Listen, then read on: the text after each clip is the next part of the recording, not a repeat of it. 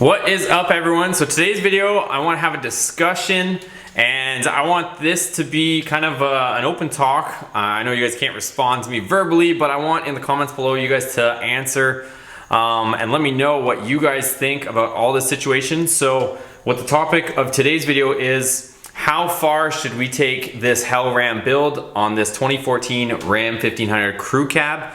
I'm kind of wondering how far I want to take the build with this truck. And I want your feedback from everybody that's subscribing on the channel to see what you guys want to see, and hopefully I can do my best to accomplish that. So let's get into it today and let's discuss. Okay, so what I want to talk about is the truck. So let's walk out there, and I'm trying to decide right now, as you guys probably know, or if you don't know, the truck's finally supercharged, it's pro-charged. We have it installed, and what we're trying to, or I'm trying to figure out is, since this truck is a crew cab, those of you guys know, I still have the 17-inch wheels in here. So now that we have the 5.7 liter supercharged, pro-charged, it's running good. I still want to set some kind of track records, if you want to call it that. Maybe not a record overall, but at least see what this thing is capable of. You guys saw it the last time, we just kind of winged it. We didn't really do any sort of super or, you know, extensive preparation. We just put the stock or the factory 17-inch wheels, not factory for the sport model, but, you know, factory 17-inch wheels with Goodyear Wranglers. We put those tires on there, went to the track and ran a 12.5. So truck is performing really well, and we still have a lot left in the tune.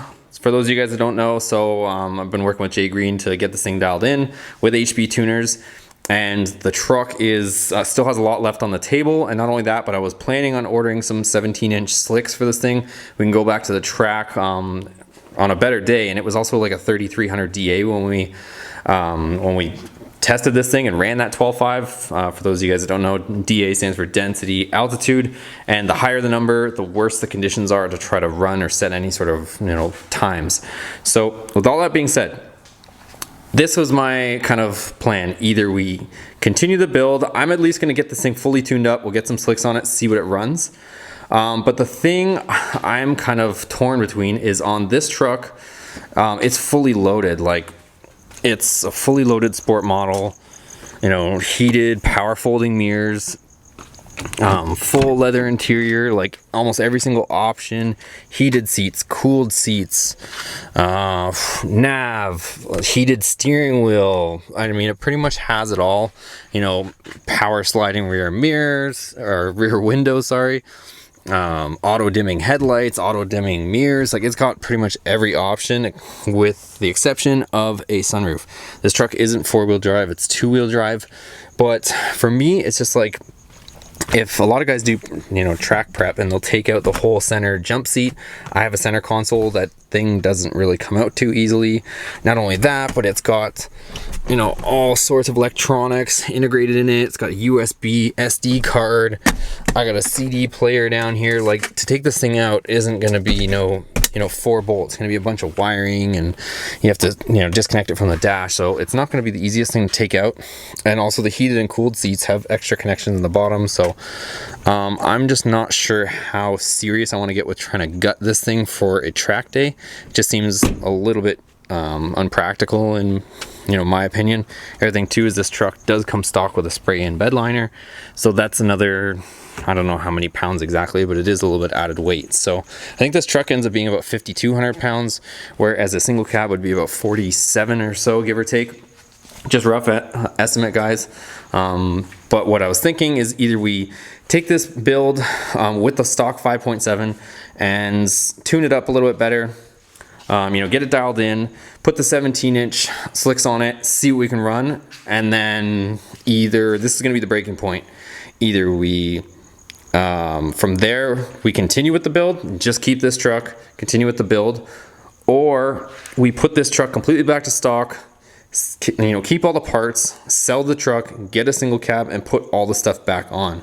So this is the part where I want to find out from you guys your take on it. Would you guys prefer to see that truck and see how fast we can make a crew cab. It's a big, heavy pig, but do we do a crew cab or do we get a lighter, regular cab, short box, and then I can actually sit there and probably take out some weight for a track day, you know, take out the passenger seat, maybe take out the center console, and that thing is going to be as light as we can possibly get it, and you know, continue the build. So I want to hear your guys' feedback. I don't know, I'm toying with a few other ideas as far as what I want to do as far as the build. So I'm just debating whether to do it with this truck or to get a two-door truck and go crazy with that thing. So I kind of want to get your guys' feedback on what you guys think. And I have some other stuff in the works. For those of you guys that don't know, the 5.7 liter has cast pistons. The internals aren't that strong. You can only run about the 7 to 8 pounds that I'm running. Some guys will push it a little bit higher. They'll run about 10 pounds, but you're running on borrowed time. So all it takes is a bad tank of fuel, you know, for the truck to lean out for 2 seconds, and you're dealing with the tops of the pistons coming off with the ring expanding, and it's just a mess. So right now everything's running good.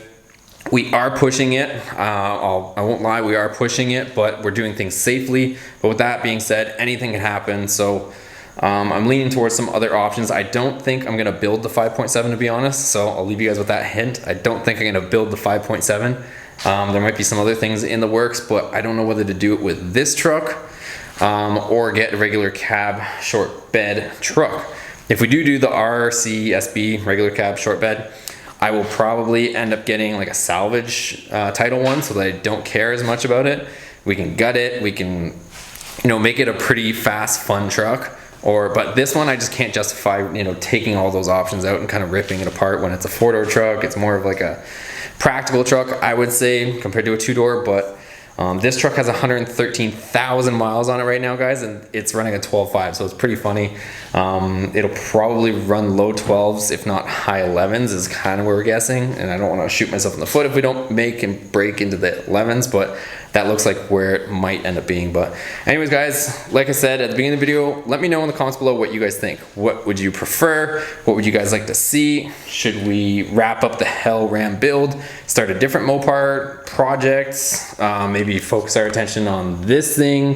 Do you guys want to see more LED stuff? Like, I don't know. I want to hear from you guys. You know, we're approaching 20K. And I want to kind of know what you guys want to see on the channel, what you guys want to do, and hopefully I can make it happen. But if you guys are subscribed, also make sure you turn on that bell notification next to the subscription. It notifies you guys when the latest videos come out. So I try to post every day, but it'll at least notify you when they come out. I kind of try to post the videos at a decent time, but with being on the West Coast and then East Coast is 3 hours behind, sometimes they end up being late for some of you guys, but at least you guys will get notified of those videos, and hopefully you enjoy them. But anyways, guys, if you like this video, please give it a thumbs up, and we'll see you on the next video. Make sure to leave me a comment below on what you guys think, and we'll go from there. Take care.